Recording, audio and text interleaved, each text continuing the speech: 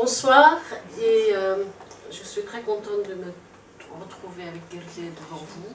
Je remercie d'être venu, et puis je remercie aussi à Eric, à Damien, qui travaille depuis quelques années avec nous.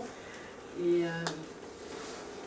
donc, je voudrais présenter d'abord Gergely. C'est mieux qu'elle parle en mongol. S'il y a des gens qui comprennent le mongol, ce serait mieux. Bonjour. Merci beaucoup. Намайг Ирэлмаа гэдэг. Би яаж яах вэ? Шууд ярьж байгаа тийм. Би 17 жил бөө удган хийж байна. Удмын бөө би. Одоо 2009 оноос хойш Францчуудтай хамтарч ажиллаж байгаа. Comme je connais son histoire par cœur, je pense qu'elle a raccourci en mongol. Elle me fait confiance de vous parler de son histoire. Voilà, je suis Gergely. Ça fait 17e année que je suis chamane.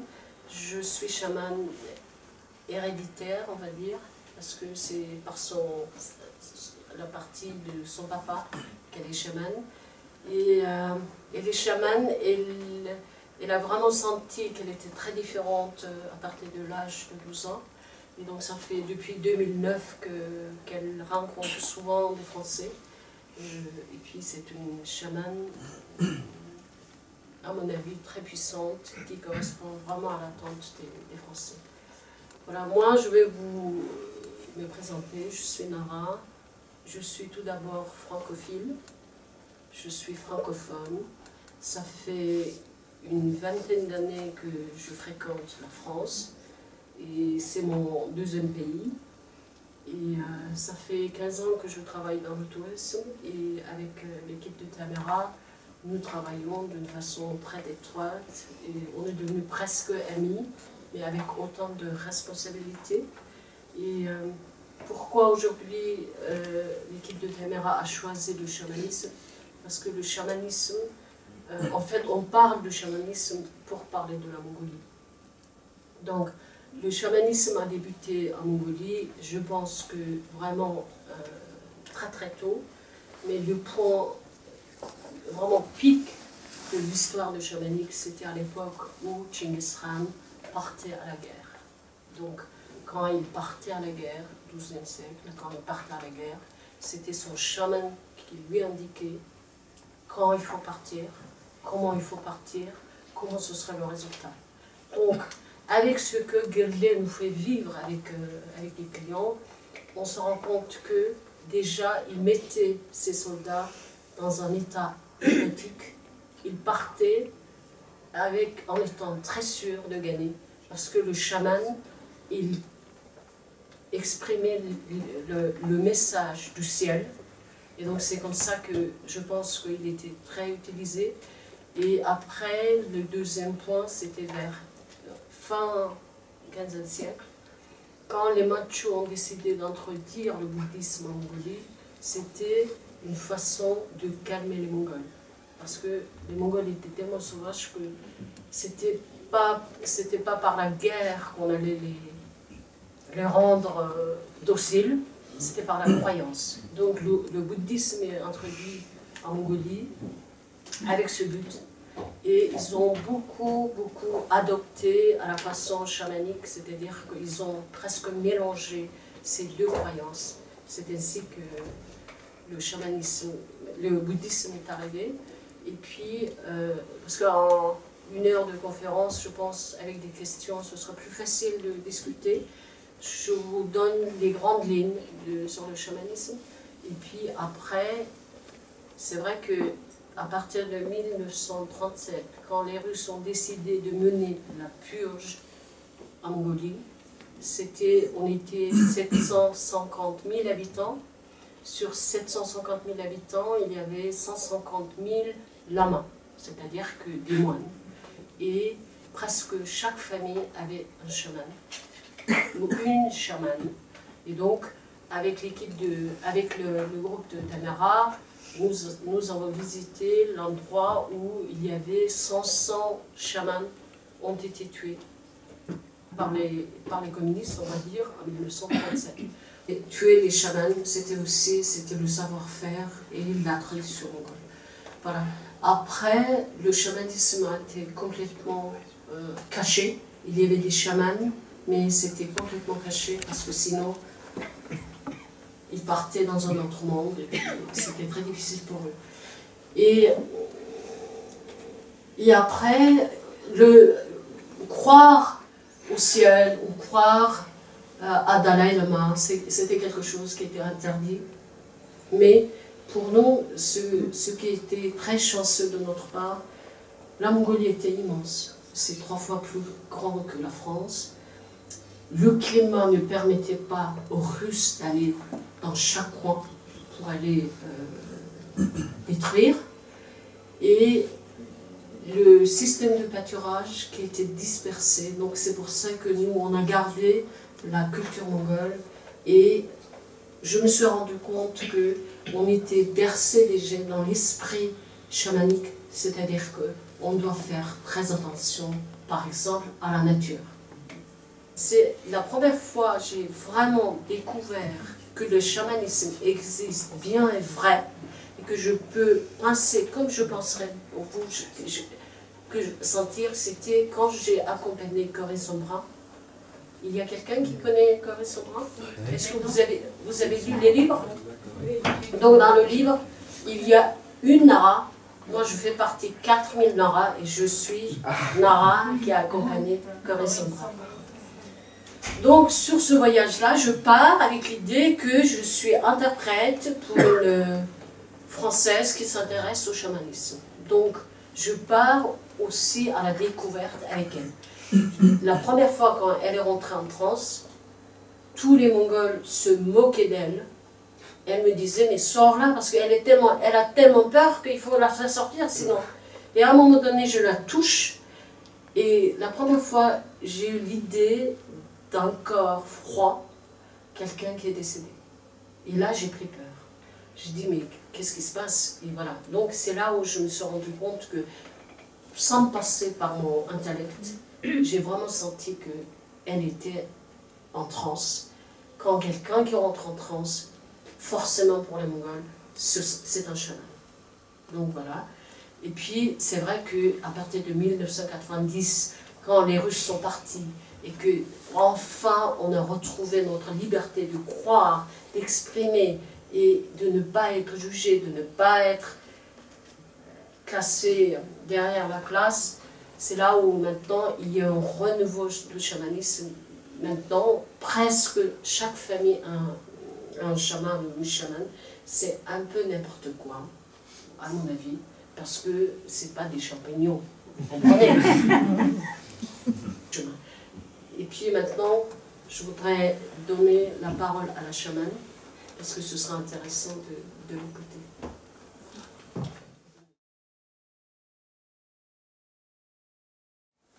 Quels ont été les premiers signes qui vous ont fait comprendre que vous étiez chaman et que vous aviez cette vocation?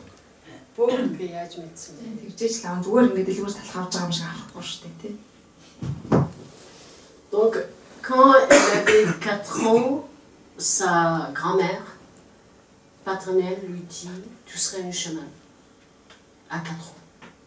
Donc, à partir de 12 ans, par exemple, pour passer un examen, il y a 35 questions. Je développe un peu parce qu'elle va très tellement vite que j'ai besoin d'expliquer un peu plus en détail.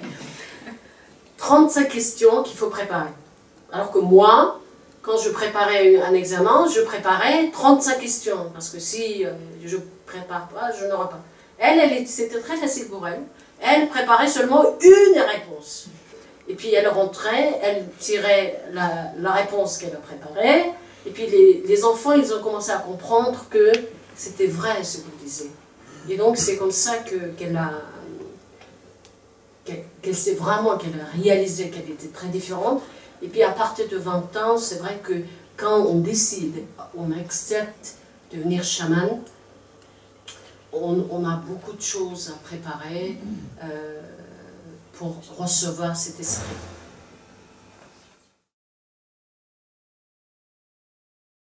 Qu'est-ce que c'est finalement être chaman? Quel est votre rôle Таны одоо бөө байх үргэлж юу юм бэ? Ер нь л амьдрал зөв чигт хандуулахыг л бөө байх. J'offre la vie aux gens. Aussi, je les aide. Il y a des gens qui ont le corps est vivant, mais en fait leur âme est quittée. Donc moi, je les aide à retrouver leur âme et faire rentrer sur le corps. Et puis, en gros, je donne la direction qu'il faut prendre pour être plus juste. Donc en Mongolie, on rentre en transe avec le tambour. Voilà. Avec le tambour, avec les gambardes, et puis elle utilise aussi de la cloche. La cloche. Ah oui, oui, oui. Vous avez des cloches au sommet de l'église.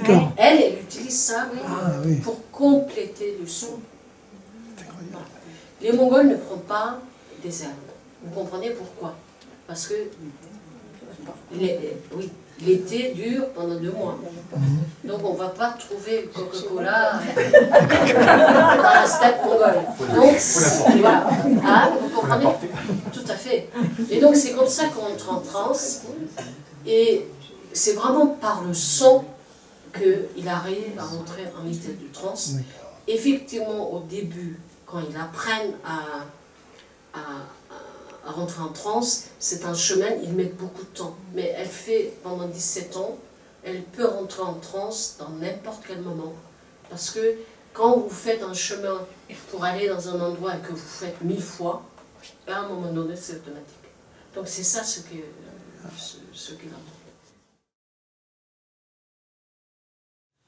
Moi, c'était plus des questions sur un peu la durée du transe. Est-ce que par jour, elle peut le faire plusieurs fois? Est-ce qu'il y a une moyenne de ce, je sais pas, rituel? Est-ce qu'il y a un minimum de temps ou un maximum? Est-ce qu'elle peut répéter ça sur un grand groupe ou c'est plutôt individuel?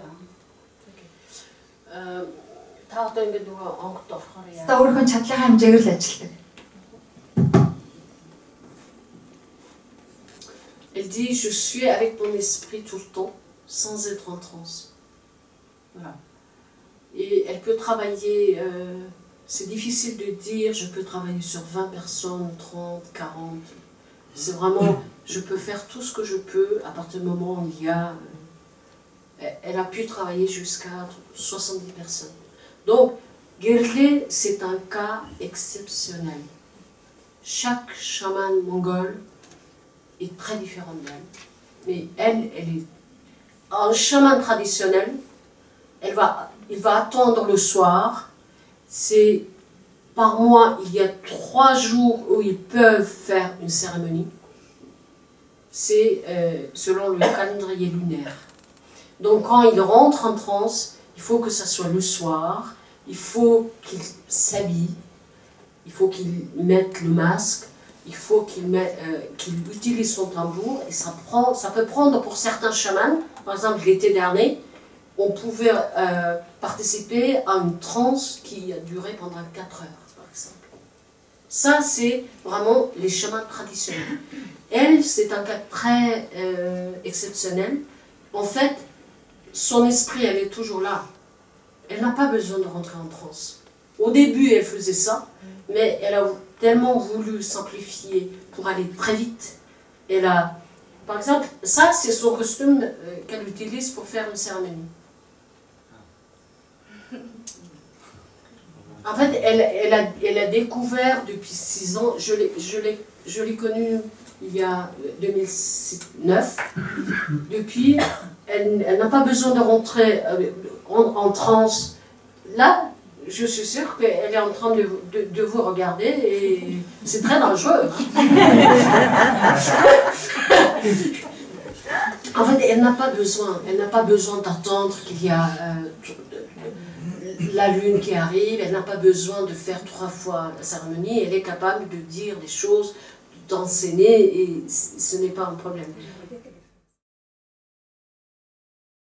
Donc elle Elle s'est rendue compte qu'elle était chamane à 12 ans. Après, est-ce qu'elle a été initiée, accompagnée par quelqu'un d'autre? C'est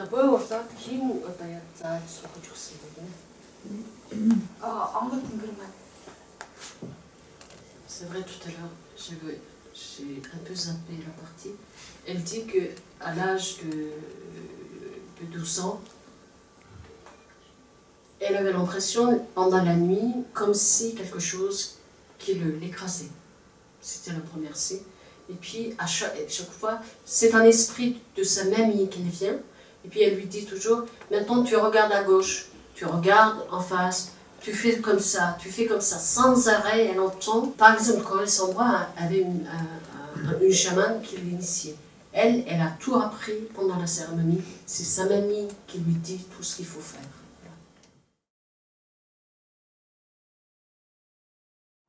Est-ce que les jeunes générations de Mongols qui ont été influencées par les communistes sont à nouveau sensibles au chamanisme?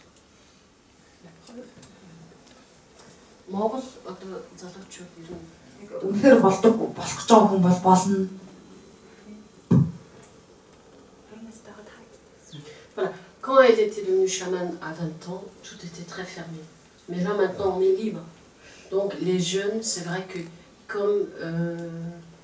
vous savez, je pense que dans une période de transition où tout est très compliqué, les chamans servent aux jeunes comme un psy, comme un papa qui leur dit ce qu'il faut faire, tout ça.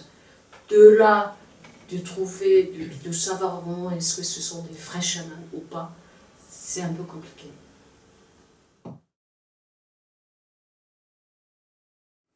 Est-ce qu'elle peut faire quelque chose pour vous ce soir?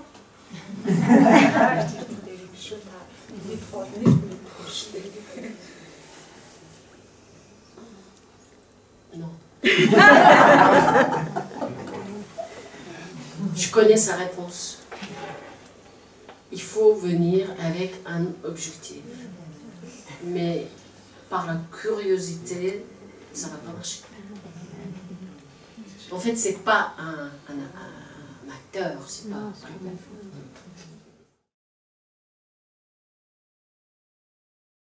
Oui.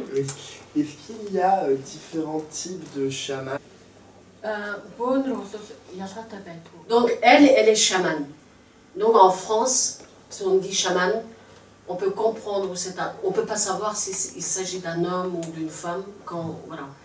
À l'écriture, bien sûr, on comprend, mais à la prononciation, c'est vrai que c'est très différent. En Mongolie, elle est Oudran. Donc, quand on utilise le mot Oudran, on sait que c'est une femme. Quand on dit c'est un beau, on sait que c'est un chaman, mais un homme. Donc, elle, c'est une chamane noire. C'est-à-dire que, attention, elle peut faire du bien aussi bien du mal. Elle peut nettoyer votre âme, elle peut tout faire, enlever le mauvais sort. Elle peut vraiment, elle a une palette de guérison qu'elle peut faire complètement. Alors que la chamane blanche, seulement elle soigne. C'est-à-dire que la chamane blanche, elle soigne, elle est prête, elle va pas elle va pas jeter un mauvais sort. Ou est-ce que si tu lui plais, elle ne va pas te faire un sort pour que tu tombes amoureuse. Ça ne va pas passer comme ça. Donc c'est ça la différence.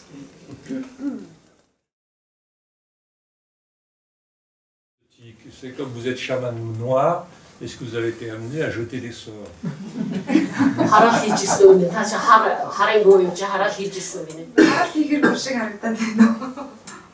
Vous imaginez que je suis capable de jeter un mauvais sort? Certainement pas.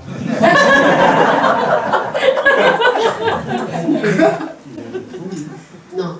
Il y a des gens qui viennent la voir en disant « j'ai un mauvais sort, est-ce que vous pouvez rentrer ?» C'est-à-dire qu'il y a des gens qui sont capables de jeter le mauvais sort parce que juste, on lui demande.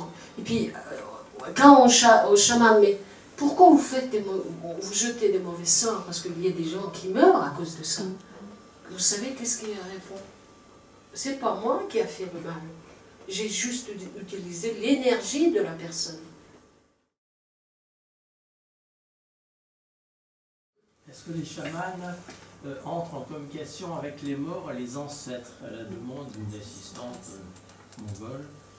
Et autre question, est-ce que le chamanisme est lié à la religion bouddhiste en Mongolie?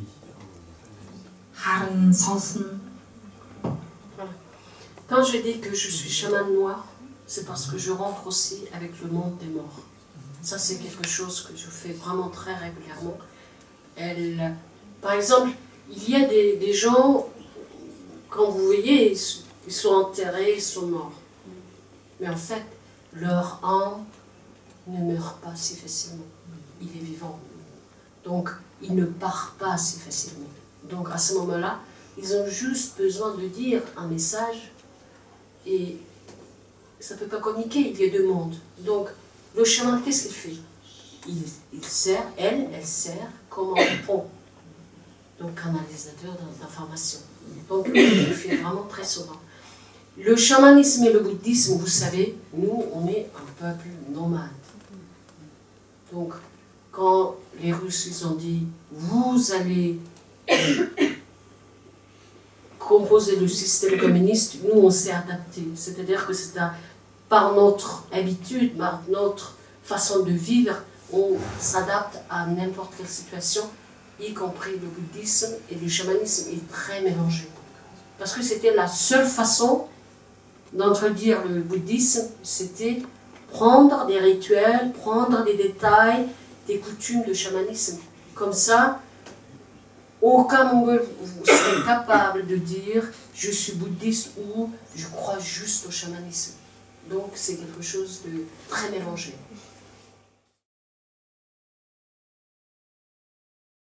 Est-ce que quand on est chaman en Mongolie, on doit avoir un mode de vie différent de la communauté ou au contraire on peut fonder une famille et avoir une vie tout à fait normale? Enfin, normale entre guillemets, comme les autres. Vous entendez un rire de sa part.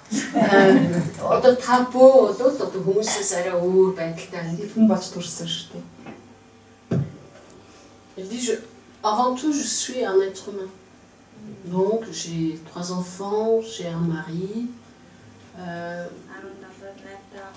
Mon fils aîné, c'est 19 ans, ma fille a 18 ans et elle a une fille de 11 ans. Donc elle s'arrête là. Je voudrais rajouter comment elle fait. Elle est comme moi, comme vous, les femmes. Elle a le rôle de la maman, oui. Mais c'est vrai qu'être chamane pour elle, c'est vraiment très lourd. Parce qu'elle peut partir à 105 km. La première fois qu'on s'est rencontrés, à 1600 km le matin. Donc elle était appelée pour aller faire une cérémonie. Et puis quand elle rentre, c'est vrai, elle rentre à 11 h du soir, elle reprend le rôle de la maman. Donc c'est une charge très difficile, très lourde pour elle. Mais voilà.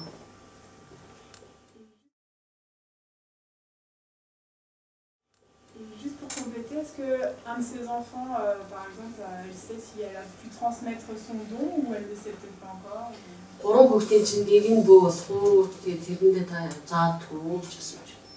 Тийм бага хүн маань буулна. Тэрэндээ энэ жилээс эхэлж заавал. Sa fille, sa plus jeune fille, c'est une chamane. C'est à partir de, elle a 11 ans. Donc elle va avoir 12 ans l'année prochaine. Et donc elle va commencer à lui enseigner. Je pense par, je sais comment elle fait, elle l'a déjà initiée à certaines choses.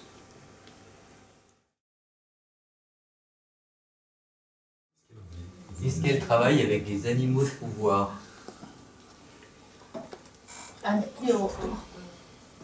Oui, elle travaille avec les esprits des animaux. Mais je voudrais préciser quelque chose sur cette partie-là. Donc, elle travaille avec l'esprit de l'ours, l'esprit du serpent. Voilà. Donc, les chamans, ils utilisent ces esprits. Par exemple, elle utilise l'esprit d'un cheval pour aller très vite. Elle va utiliser l'esprit de l'aigle pour voler très vite. Parce que eux, ils ont une capacité de traverser le temps grâce à ces esprits. Donc, ça, ce sont... Mais, quand vous venez me voir, je ne vais pas vous dire ce que les animaux, les esprits des animaux sont utilisés comme un moyen de transport. Vous comprenez? Là, il y a une confusion totale. L'esprit de loup a dit ça, de faire ça. Pour elle, c'est pas du tout ça. Mais elle dit, un ours ne peut pas me parler, puisque c'est pas un esprit d'un être humain. Donc, c'est ça ce qu'elle dit. Est-ce qu'elle découvre encore des choses dans sa pratique? Est-ce que ça évolue? C'est une très bonne question.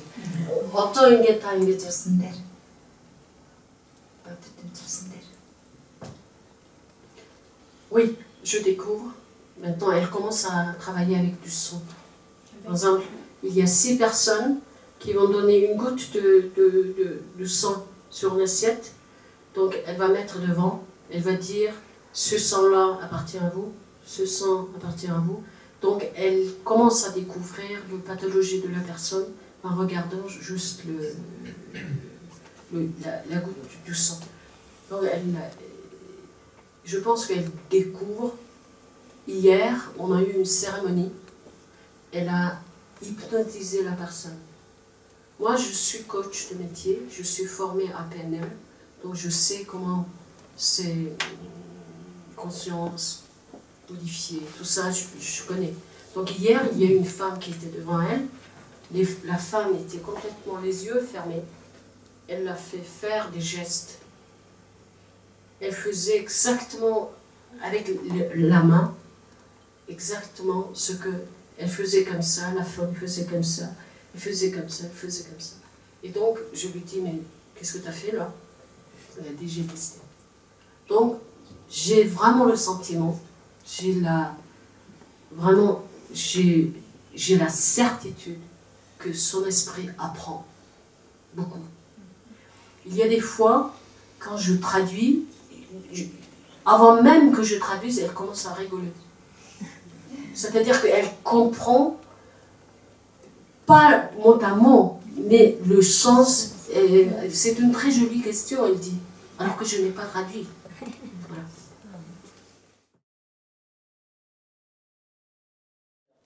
Est-ce que les chamans travaillent gratuitement ou demandent-ils à être payés?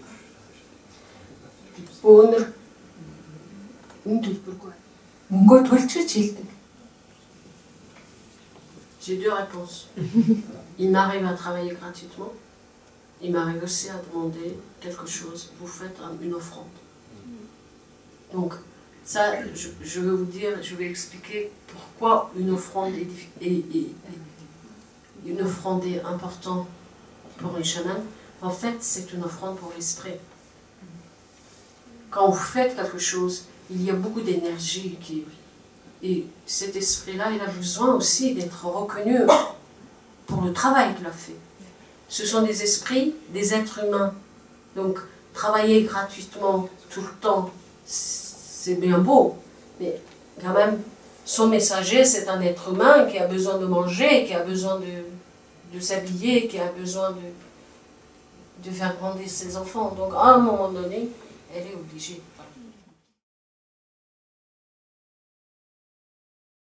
Est-ce qu'il est arrivé, quand elle a été demandée auprès de quelqu'un, de ne pas pouvoir répondre aux attentes de cette ou de ces personnes parce que c'était trop négatif ou ce qui était attendu n'était pas de l'ordre de ce qu'elle pouvait souhaiter faire?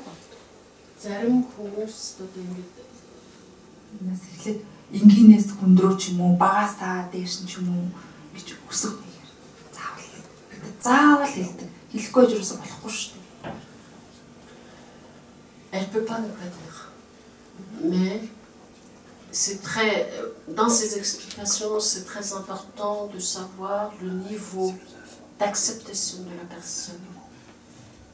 Elle voit vraiment en 2 secondes, elle sait la limite de ses expressions, jusqu'au bout où elle peut aller, comment.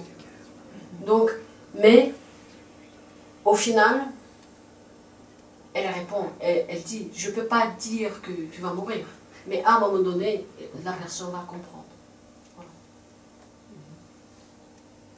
Pour être directe, c'est une femme qui est très directe. Moi, je suis réputée de quelqu'un de très franche, pas diplomate, tout ça. Vous multipliez Nara par 10 000 et elle serait comme ça.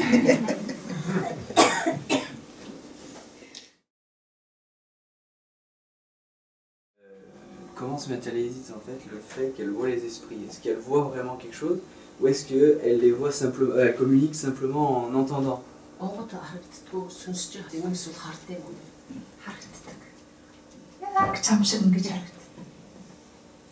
fait, elle voit un esprit derrière toi. Non, je rigole. Oui, comme elle te regarde. Je pense qu'elle vous aime beaucoup. De temps en temps, quand je lui dis, est-ce que tu peux leur montrer ton tambour gambarde? Il dit, c'est pas un objet à montrer. Mais là, elle est tout à fait d'accord.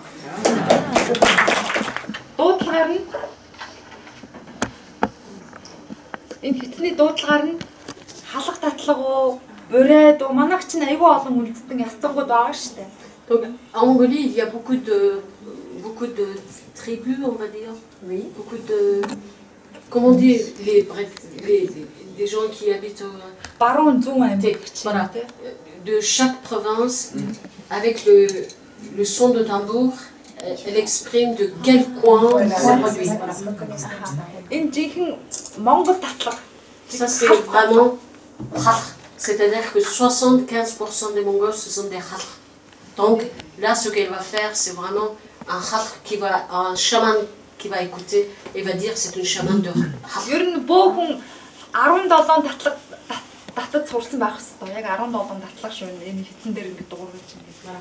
17 façons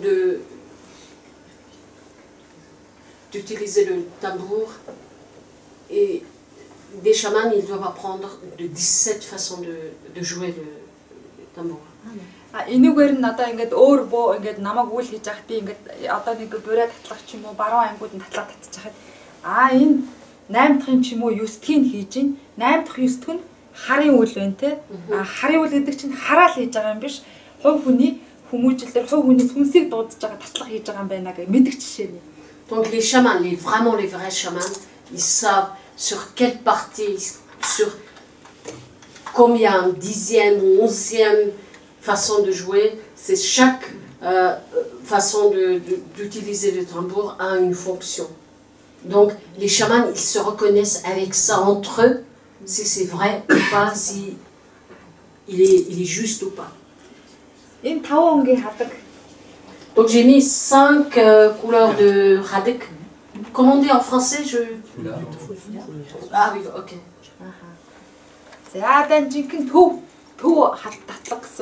Donc là, c'est vraiment la façon qu'on joue à la tambour, c'est le principal.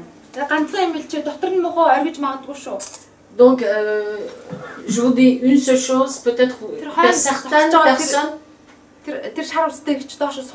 certaines personnes peuvent avoir de la nausée. Là, vous êtes les derrière là. Vous pouvez faire comme ça contre le mur. Voilà. Okay. Sinon, vous allez danser. Hein. Donc, là, elle vous fait marcher, mais je traduis. Hein. Tenez-vous bien.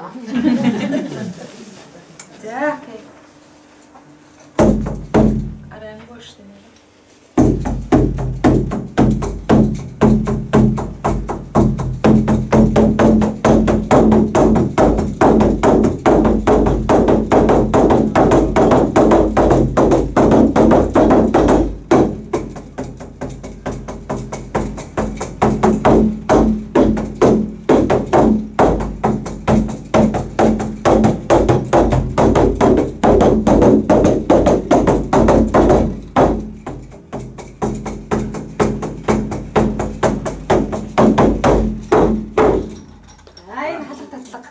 Ça, vraiment, j'ai fait à la façon halq. Ça gamba. Амаар. Түрүү амьтантай харьцдаг гэж асуусан шүү дээ, тий? Tout à l'heure, vous avez demandé est-ce que vous rentrez en contact avec les esprits des animaux. Би ингээд могоо шүтдэг. Ça, moi, mon animal fétiche, c'est le serpent. En fait, les chamans, ils sont partagés en trois. Ce qu'elle a fait, elle a joué le chaman à cheval. C'est-à-dire que voilà, le tambour, c'est voilà, c'est son cheval. Là, elle va courir. C'est un chaman à pied. Quand elle l'utilise. Энэ нөгөө гипноз хийхэд хэрэг болдог, тий? Donc, elle a utilisé hier pour hypnotiser une personne. Миний хамгийн том үүлийг нугалдаг. Би яг энэ хууртайгаа ингээд 15 жил болж энэ хууртайгаа. Ça fait 15 ans qu'elle utilise ce gambard. C'est son outil principal. За, энэ бас төв татлага. Donc, je vais vous montrer toujours la méthode principale que j'utilise. Хууранд бол яг 10 шиг юм татлагууд байдаг. Donc, il y en a 10 façons de jouer le gambard. Энийг аруул ингээд эзэмсэн байх хэрэгтэй. Donc, quand une chamane fait une dixième, l'autre chaman il va comprendre que là, il a toutes les étapes et elle fait. За, бүгдээр ингээд мэлэрч харж гарч яасан хэвчээ. C'est pas facile d'avoir que des spectateurs. Okay.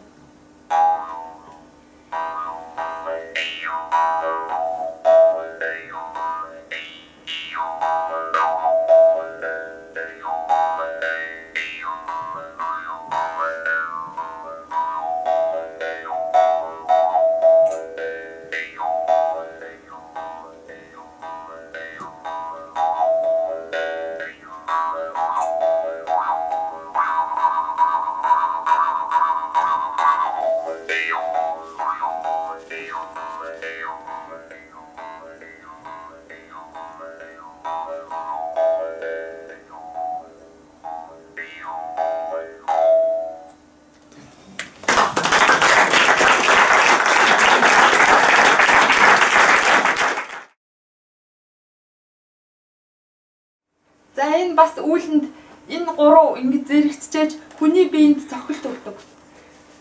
Donc avec les trois sons, j'interviens sur différentes parties du corps humain. Эхний хит яах нь бүгдийн сэтгэлээ гаргах нь нөгөө хүнээ бүр ингэ бүх юм дэлгээд. Le tambour, c'est l'effet comme si c'est voilà qui va agir sur tous les corps, sur la structure, on va dire. За хуур яах нь англиад өгөх юм тийм үү нөгөө хүний чинь бөөр зүрх давсаг гэдэг ч юм уу энэ харгаалаа юу ингээд англиад чэйжинг хит хит ингээд хүн ингээ хуваагаа ичдэг гэсэн юм ингээд англиад. Donc le gambard, à quoi ça sert? C'est en fait il va agir sur différentes parties du organe du corps. Энэ хоох яад юм гэхлээр буцаагаад бүгднийг нэвлүүлдэг. Цэвэрлчээд буцаагаад нэвлүүлдэг. La cloche, qu'est-ce que ça sert? Il va unifier toutes les parties sur lesquelles les deux autres instruments ont travaillé.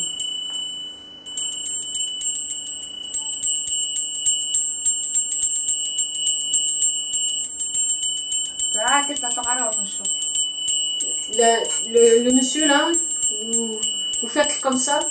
Voilà. Tu descends, tu baisses le bras. T'as peur? J'espère que non. Ton visage rougit, j'ai pensé que tu avais peur, mais en fait tu étais très ému. Ça agit beaucoup dans vos têtes, sur vos têtes.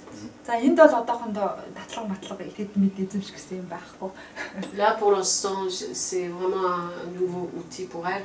Donc elle n'a pas les différentes étapes.